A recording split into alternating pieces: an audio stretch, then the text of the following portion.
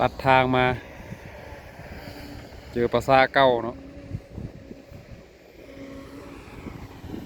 นี่ไงปราสาทเราสูงในสมัยตะกี้คุณ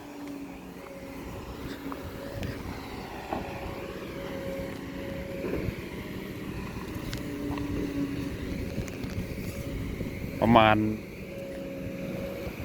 60 ปีที่แล้วป่ายิงท่านป่ายิง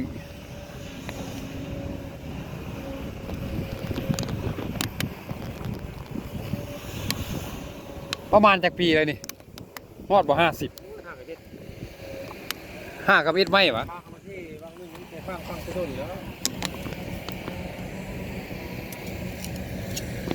เป็นปราสาทเก่า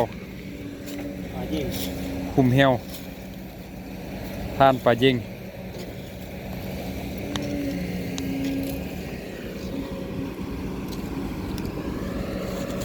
เป็นบ้านเก่าตะกี้เนาะห่วยพูดเอาคำวะเบิ่งวันที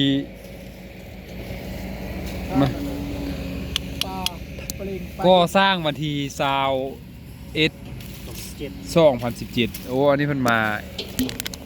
เฮ็ดอันฟังแต่โดนแล้วเนาะแต่ว่าหากพี่น้องเพิ่นหากก็มาก็ให้ปี2017